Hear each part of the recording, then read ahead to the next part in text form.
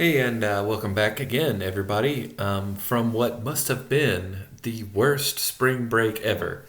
I hope you had the best possible worst spring break ever. I hope I find you well and safe, and I hope you're ready to finish out the semester strong. What I wanted to do today was reach out to you in this format because I thought it'd be great if you could see my face. I wish I could see yours, but this is the way we got to do it so far. Oh, speaking of which, I did want to talk about what you can expect in terms of lectures moving forward. So I'm still working on that. In most of my classes, I have already fully decided that I don't think we're going to have synchronous meetings on any of the telework apps that are out there. So I don't think we're going to have a Zoom meeting for class. I'm leaning toward not having a Zoom meeting for this class either. My one hesitation is that the other classes I'm teaching have curricula that are already firmly set. So I know exactly what those curricula look like, and I know how to deliver that material in an online version, as well as a terrestrial version. With our curricula, though, our plans for what we were going to do this semester was always a very loose one, but I did have at least an outline of what I thought we'd be able to accomplish. Now, of course, that's all been blown to smithereens. I was making it up as I went along before, and now I'm re-making it up as I go along, if that makes any sense. But I think as for right now, I can tell you that I'm not gonna schedule any Zoom meetings for us. I know some of your professors are doing that. I just don't see the immediate benefit of it. I think that having synchronous communication is great face to face, but it really quickly breaks down if we try and do it virtually. And I also know that I want to be sensitive to the fact that we've all got different schedules now. This is very strange, and we're all rushing around to try and do as best we can with the situation we find ourselves in. So I think an asynchronous setup is the best way to go. But that said, that's going to require you to be very disciplined, to be always looking out for new lectures, new material, new assignments that I give you. I'll try and make you abreast of that as best I can, but you won't see me twice a week like you had been, twice a week or more like you had been. So I won't be there to remind you that things are coming up necessarily every time. Okay, so just be aware of that. That's kind of our modus operandi moving forward. Sorry, I'm looking over here because I have some notes that I want to be sure to tell you about. Okay, so I know some of you were scrambling around to get set up with Linux at home or wherever you are. It looked like most of you were able to do that based on the submissions for the last lab. I have not looked at those yet, so I haven't graded them, and so I don't know how well you actually did. But as I said, we're still going to be moving forward with labs, digital forensics labs in a Linux environment. So that's the first thing we need to talk about moving forward. That's the first thing you need to be aware of this week. So I'm over here now on Canvas. Hopefully you've seen this. This is under analysis and validation. That's not actually quite where it goes. This really goes under Chapter 8's material, but I've just slipped it in here because I wanted to. Sorry, let me close that. I wanted to put it as the next thing in the series, in the progression. But this is hands-on project or hands-on assignment number 5, lab number 5, if you prefer. You'll notice that I have linked to a document that should be available to you. Okay, it's called filecarving-1.pdf. This is our file carving lab, and file carving is actually content material from Chapter 8, which we went over before the world changed, in the before time, as I've come to call it. So these are detailed instructions. Hopefully they are clear instructions. I'm not going to go over them all together. You'll notice there's a list of deliverables that need to be delivered to me. You'll create those as you do your file carving exercise, and then everything will end with an expert report. It's only 1 to 2 pages this time. It's not as complex a investigation as last time, and it actually really comes in 2 parts.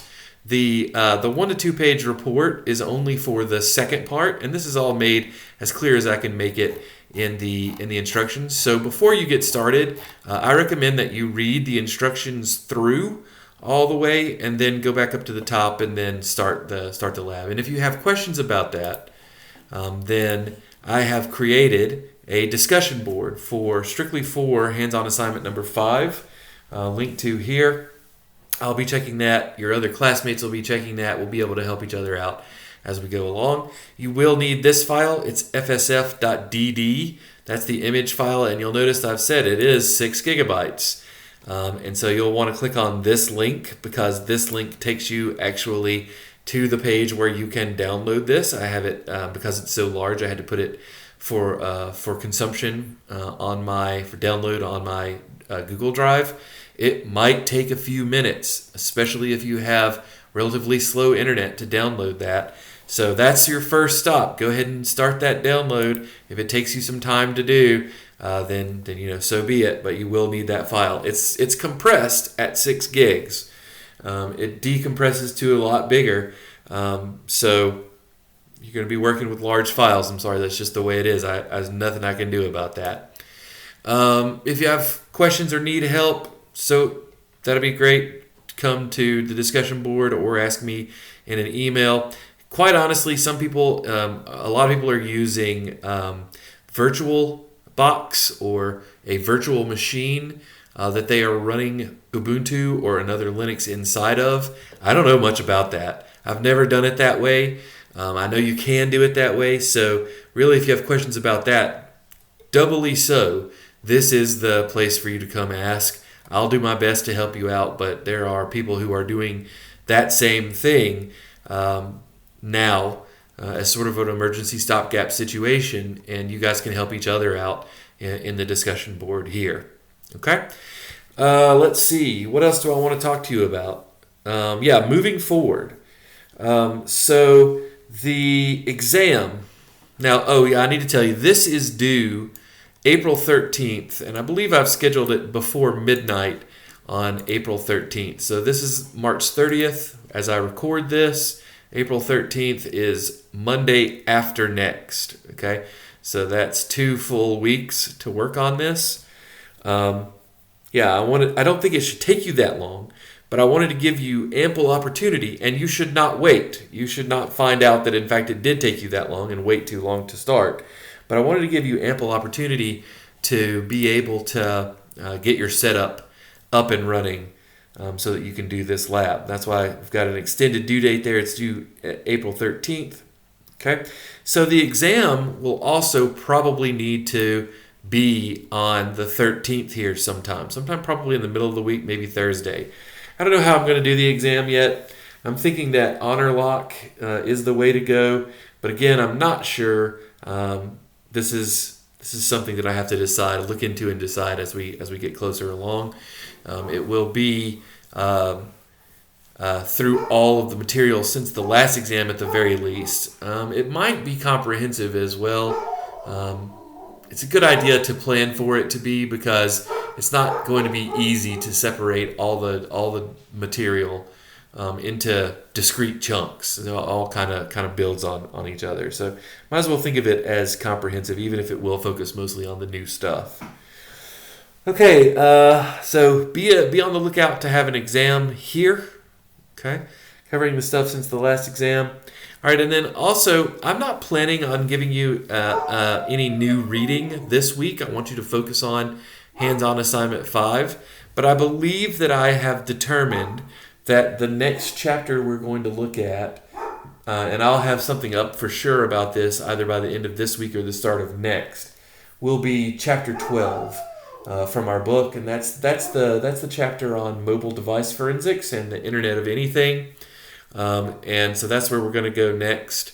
And in fact, we'll have our next lab looking into the future will be about mobile device forensics. Okay, so it's not even listed here, but it will be eventually. So chapter 12, we'll watch for that to come out later this week or early part of next week, and I'll be in contact with you again moving forward. Okay. All right. I think that's all I have for you right now. Again, I hope you're well. I hope you are. I hope you're staying safe. If you have any questions or any needs from me, please let me know. Please do reach out. I hate not being able to be in contact with you guys. This is not a good way to teach. I don't get any feedback from you guys, so I literally don't know if you're getting it or if you're having trouble or whatever unless you tell me. So please, I want to hear from you, and I'll be in touch. Okay? All right. Talk to you later.